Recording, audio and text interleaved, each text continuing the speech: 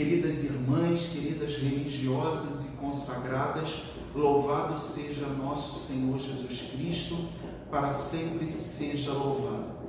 Quero compartilhar com as senhoras a minha alegria de poder me dirigir às senhoras nesse dia, poder acolhê-las carinhosamente, poder partilhar a palavra de Deus com as senhoras, dizendo que as senhoras são muito importantes para a igreja e, consequentemente, para a vida da renovação carismática católica. A presença das senhoras no seio da renovação carismática, como mulheres de oração, como mulheres de consciência pura, como mulheres de ponderação, de autoridade espiritual, mulheres agradáveis a Deus e que exercem uma missão honrosa na propagação do reino de Deus. Essa presença, então, nos leva a olhar mais para Jesus. A presença das senhoras, a postura das senhoras, o perfume da santidade e da graça de Deus que exala pelas senhoras, nos ajudam a seguir mais e melhor o nosso Senhor Jesus Cristo.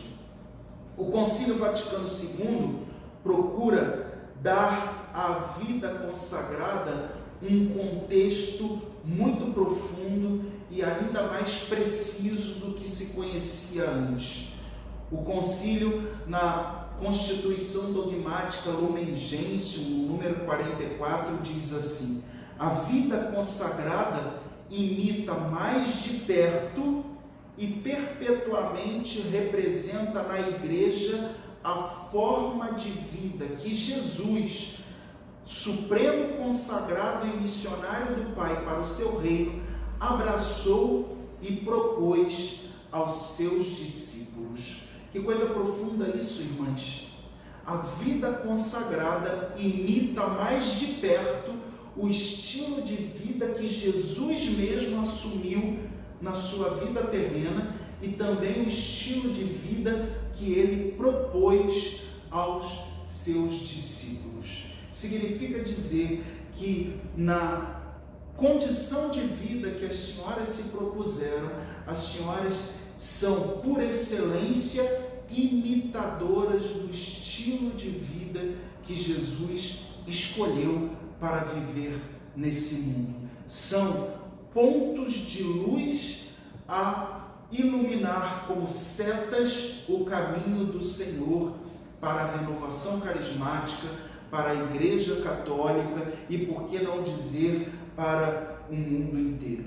Portanto, em nome da RCC Brasil, quero agradecer a cada uma das senhoras pelo vosso sim, pela vossa renúncia, pela vossa abnegação de tudo aquilo que era mundano para se consagrarem de um modo aperfeiçoado ao Senhor, para de fato se colocarem como pontos de luz, como setas indicativas do caminho do Senhor nesse mundo, como João Batista apontando para o Cordeiro de Deus que tira o pecado do mundo. Obrigado por essa dimensão testemunhal de renúncia, de abnegação e de busca de ascese espiritual contínuo.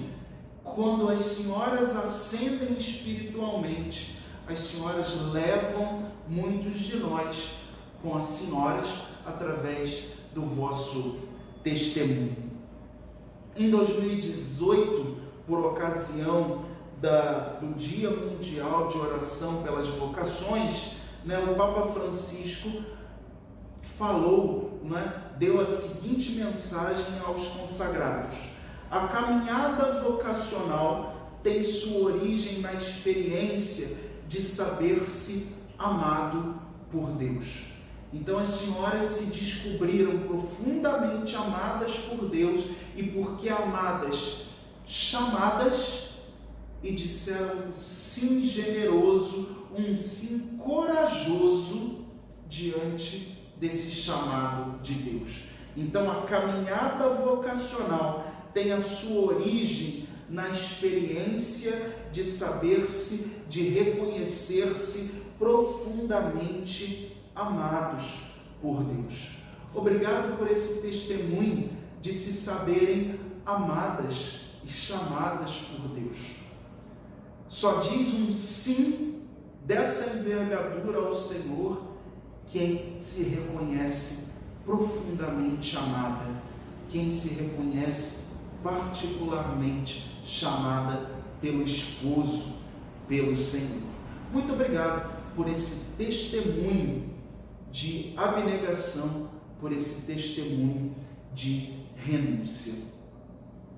A irmã Sandra me fez um pedido muito especial e, ao mesmo tempo, um pedido muito instigante, muito desafiador. Partilhar com as senhoras o que a Renovação Carismática Católica espera do ministério para as religiosas e consagradas, né? Eu também gostaria de fazer essa pergunta às senhoras: o que as religiosas e consagradas esperam da Renovação Carismática Católica? Mas tentaremos de alguma forma aqui responder a essa pergunta um tanto desafiadora que me foi feita pelo Ministério para Religiosas e Consagradas. Vamos seguir um pouco o magistério da Igreja para responder a essa pergunta. A primeira coisa que a Renovação Carismática espera enxergar nas religiosas, enxergar no Ministério para Religiosas, é um autêntico testemunho de vida e de ascese espiritual. Essa é a primeira coisa que nós queremos enxergar nas senhoras. Um autêntico testemunho coerente de vida espiritual, um testemunho de profunda ascese espiritual que nós sabemos perfeitamente se dá de forma precípua pela vida de oração. Nós lemos lá no livro dos Atos dos Apóstolos, no capítulo 1, versículo 14, todos eles perseveravam unanimemente na oração, juntamente com as santas mulheres, entre elas Maria, mãe de Jesus, e os irmãos dele. Irmãs queridas, eu, quando leio, perseveraram na oração juntamente com as mulheres, eu vejo as senhoras aqui no cenáculo por excelência. As senhoras nos ajudam a rezar na medida em que as senhoras testemunham uma vida genuína de oração e de ascese espiritual. Peço às senhoras esse testemunho de uma profunda vida de oração, porque quem vive uma vida fecunda de oração vive mergulhada no alabastro, vive mergulhada no perfume do Senhor e, portanto, consegue exalar esse perfume da graça, da autoridade espiritual por onde passa, porque é amiga de Deus, entra na tenda da reunião para que Deus se entretenha, como nos diz o Êxodo 33, né? Versículo 17. Moisés entrava na tenda da reunião e Deus se entretinha com ele, como um homem se entretém com seu amigo. Quando as senhoras nos dão esse testemunho de uma autêntica vida de oração, as senhoras nos exalam para nós esse perfume da graça. O Papa Francisco, na mensagem recente aos religiosos e religiosas do Brasil, agora em agosto último, ele disse assim: o melhor antídoto contra a tentação é dar prioridade à oração em meio a todas as nossas atividades, certos de que a pessoa que mantém o olhar fixo em Jesus aprende a viver para servir, pois experimenta aquilo que disse o profeta Isaías: és precioso a meus olhos, eu te amo. Essa mensagem o Papa disse recentemente aos religiosos e religiosas do Brasil. Então, o melhor antídoto à tentação é dar prioridade à oração em meio a todas as outras atividades. É manter os olhos fixos em Jesus, autor e consumador de toda a obra, para não cair em tentação. De outra forma, o Concílio Vaticano II, se dirigindo aos religiosos, às religiosas, vai falar a mesma coisa. Lá no decreto conciliar Perfecta Caritate, não é? O Concílio Vaticano II vai falar assim às religiosas: cultivem, pois, os membros dos institutos com zelo constante o espírito de oração, aurindo das puras fontes da espiritualidade cristã. Tenham todos os dias em mãos a Sagrada Escritura, para aprenderem pela leitura e meditação dos textos divinos a ciência eminente de Jesus Cristo.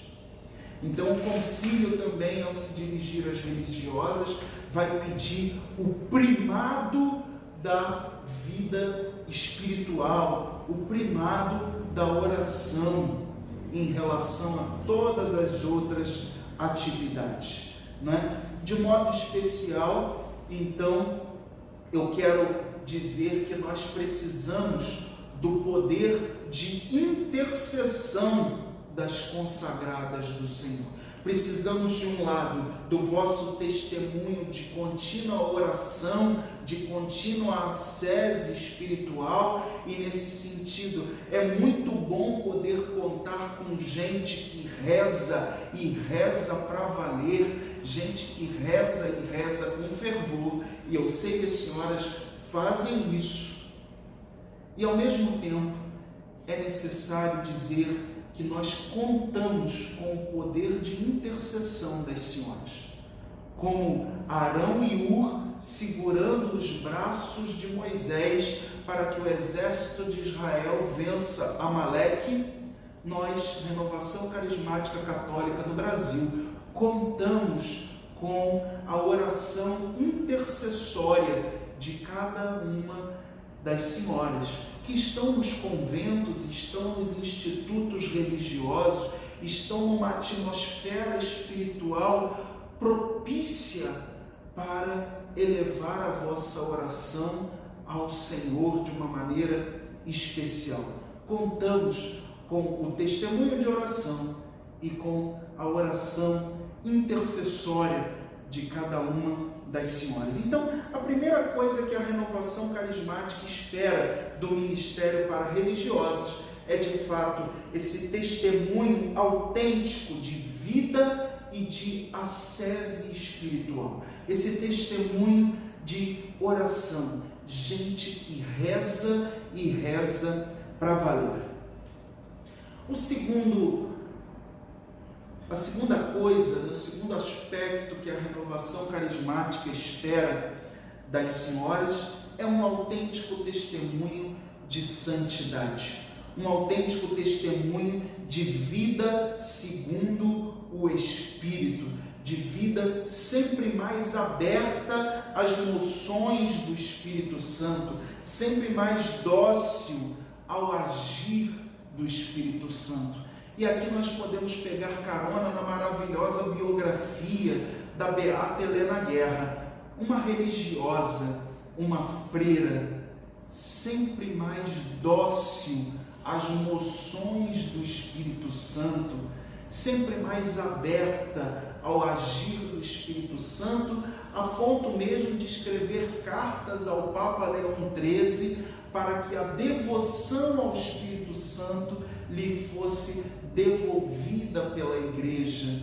não é? Um testemunho de abertura ao Espírito Santo, de vida segundo o Espírito. O Catecismo da Igreja, no número 1699, nos ensina que a vocação do homem é a vida no Espírito, ou a vida segundo o Espírito, ou seja, uma vida dirigida, conduzida pelo Espírito Santo, uma vida lapidada, sempre mais trabalhada, forjada, purificada pelo Espírito Santo, santificada pelo Espírito Santo, uma vida dominada, uma vida sob o domínio absoluto do Espírito Santo, que leva para onde quer, que age de acordo como quer.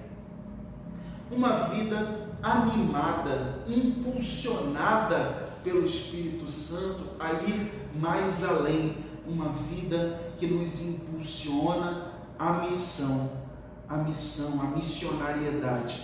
Então, vida no Espírito, em poucas palavras, nós poderíamos resumir dessa forma: uma vida de fato dirigida, dominada, lapidada, purificada e impulsionada pelo Espírito Santo. Uma vida de santidade. Em 2014, também o Papa Francisco, na carta apostólica aos consagrados, fez uma pergunta instigante aos religiosos: Jesus é verdadeiramente o primeiro e o único amor? Como nos propusemos quando professamos os nossos votos? Uma vida de santidade significa uma vida que testemunha que Jesus é o primeiro e o único amor das senhoras. Nós precisamos, irmãs, desse testemunho de santidade das senhoras, porque o vosso testemunho nos arrasta de uma maneira muito especial e emblemática. Precisamos desse testemunho de oração, como disse antes, e agora digo, precisamos desse testemunho de uma vida que exala o perfume da graça e da santidade de Cristo em nosso meio. Testemunho de pessoas que vivem no Espírito, vivem do Espírito e vivem para o Espírito de Deus. Sejam, portanto, esse reflexo do amor, da doação ao outro, não é? Porque o Espírito Santo, ele nos impele ao outro, nos dota de dons para servirmos ao outro. Como terceiro pedido, diante dessa pergunta desafiadora, o que nós esperamos do Ministério para Religiosas, quero pedir-lhes: sejam guardiães e propagadoras da identidade da RCC. A identidade da RCC é a vivência do batismo no Espírito Santo com todas as suas consequências.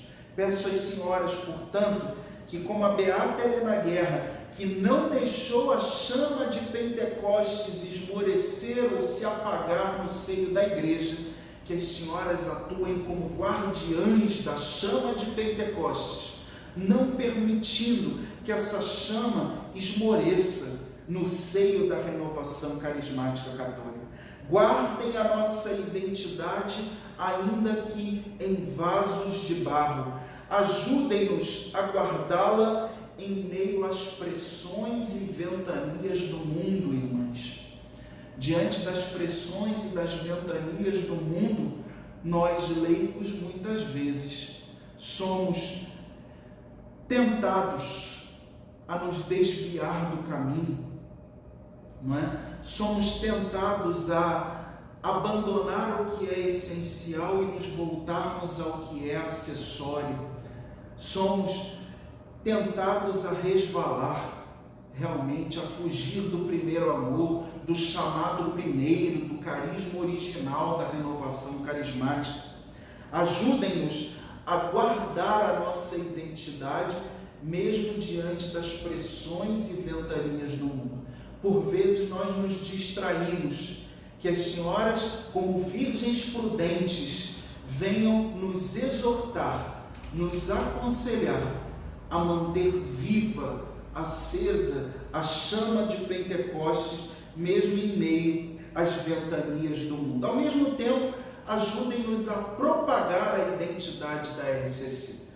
O Papa Francisco nos pediu, em 2019, 14, dirigindo-se à renovação carismática: partilhem com todos na igreja a graça do batismo no Espírito Santo. Ora, a experiência do batismo no Espírito Santo não é privativa da renovação carismática católica, é para toda a igreja. Por isso, nós pedimos: ajudem-nos, irmãs, a partilharem com toda a igreja a graça do batismo no Espírito Santo.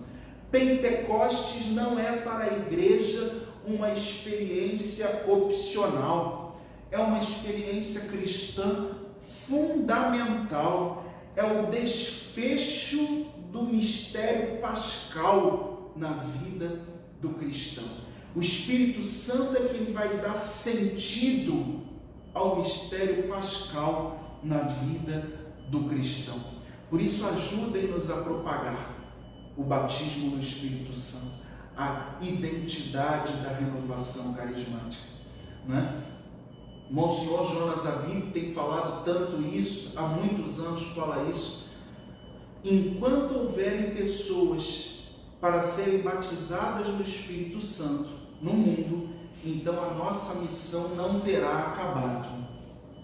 Nesse sentido, os homens são chamados a serem Mr. Pentecostes e as mulheres Mrs. Pentecostes. Quero dizer às senhoras irmãs, as senhoras como solteiras são chamadas a serem Mrs. Pentecostes. Mrs.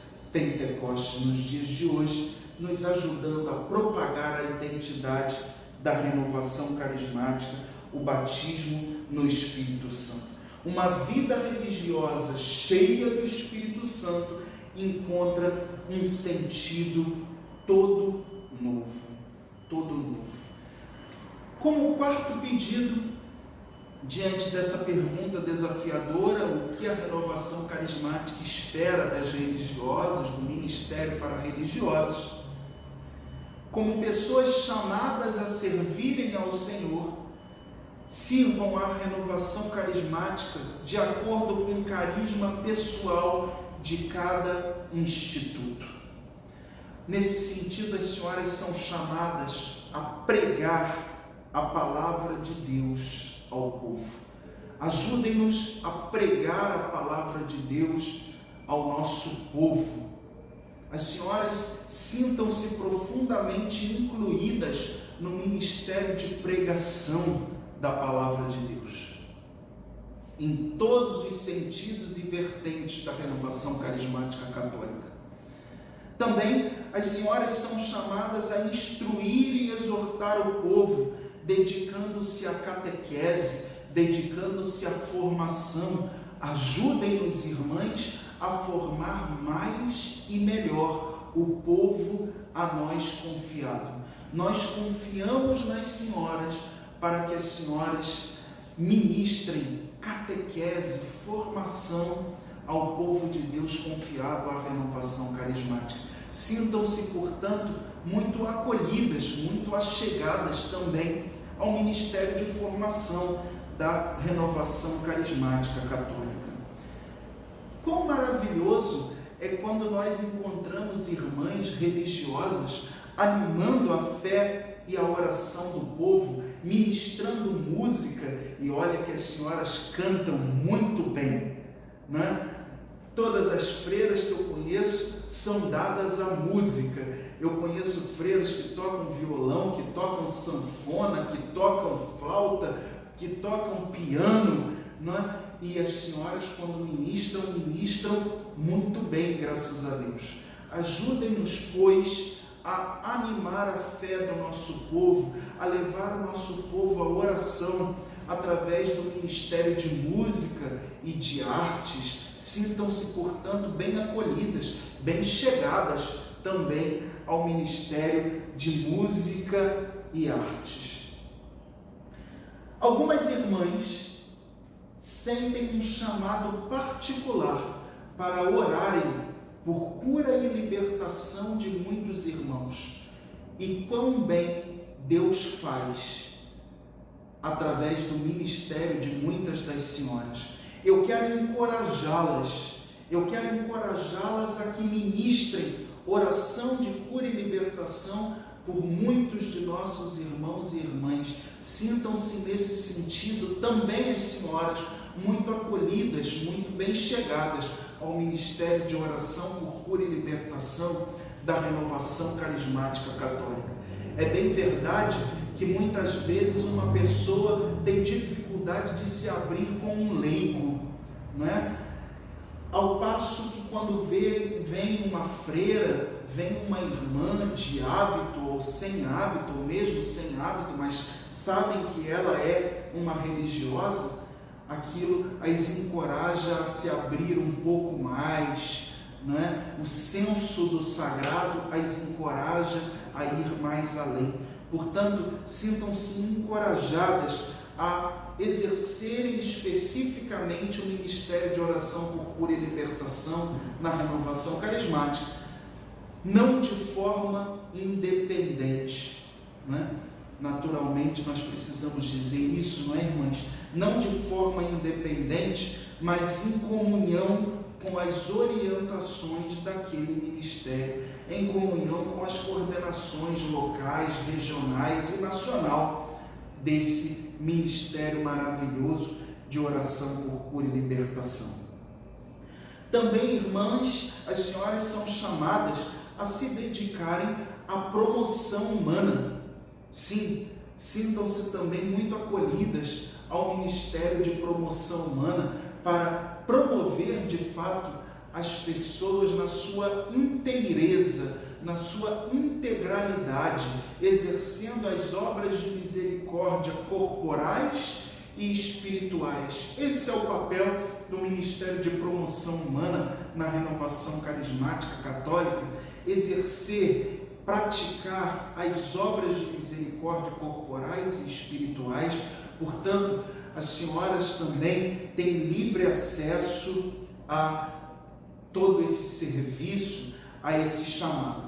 Portanto, não só a totalidade da igreja, mas também a Renovação Carismática Católica quer contar com esta presença e serviço das senhoras em favor de todo o povo de Deus, visando a salvação das almas. Irmãs, quando eu estava orando por essa partilha, para preparar essa partilha, para tentar responder a essa pergunta, não me canso de dizer, instigante, desafiadora e profundamente simpática da parte das senhoras, Deus foi me recordando algumas mulheres santas na Sagrada Escritura. Por isso eu ouso dizer, as senhoras são essenciais à vida da igreja e, portanto, à vida da RCC. As senhoras são como as Judites dos dias de hoje, que pela oração e evangelização vencem Holofernes. Assim como Judite, com sua beleza e com sua destreza, penetrou o acampamento do exército inimigo e decapitou Holofernes, representando ali o inimigo de Deus, o inimigo do povo. Com a vossa vigilância dia e noite, com a vossa vida de oração, com a vossa evangelização, as senhoras são as Judites dos dias de hoje, vencendo o demônio, vencendo e ajudando o povo de Israel, cada um de nós, a vencer o exército de Holofernes. De outro lado, as senhoras são a Esther dos dias de hoje na igreja, que arriscam a vida pelo povo de Deus. Põe a sua própria vida em risco para salvaguardar o povo de Deus. Arrisquem-se na vida de oração, arrisquem-se nas obras de misericórdia corporais, arrisquem-se na missão para salvaguardar o povo de Deus e para salvar almas. Por que não dizer, as senhoras são as Rutes dos dias de hoje. Ruth, que foi a trabalhadora admirável e fiel, profundamente agradável a Deus, né? Ora et labora, reza e trabalha. Que as senhoras sejam Ruths, mulheres de oração e mulheres de profundo trabalho, que põem a mão no arado e não olham para trás, que vão para o campo do trigo para ceifar o trigo do Senhor. As senhoras também são as profetisas Anas dos dias de hoje. Profetisa Ana da época do profeta Simeão, na época de Jesus pequenino ainda, zelosa pelo templo do Senhor, que é a igreja. Aquela viúva que há 24 anos só se dedicava ao templo do Senhor, ou seja, só se dedicava à igreja. As senhoras são a profetisa Ana dos dias de hoje, mulheres zelosas do templo, mulheres zelosas da santa, da sagrada liturgia, mulheres zelosas da comunhão da Igreja Católica. Louvado seja Deus por isso. As senhoras também são a Isabel do dia de hoje, aquelas que se alegram com a chegada do Senhor e com a chegada de sua mãe Maria Santíssima, aquelas que apontam o caminho para nós, né? De onde me vem a graça de receber a mãe do meu Senhor. Sejam Isabéis nos nossos dias hoje, alegrando-se com a chegada do Senhor e alegrando-nos com a chegada do Senhor que vem.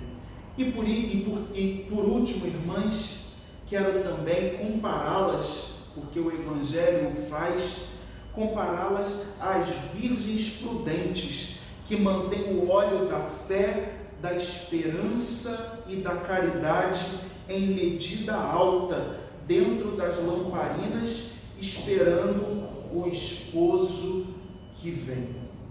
Queremos ver nas senhoras essas virgens prudentes, sempre cheias do óleo da unção, sempre cheias do óleo do Espírito Santo, nos animando e nos exortando que o esposo está chegando e que não há mais tempo para ir comprar óleo na venda.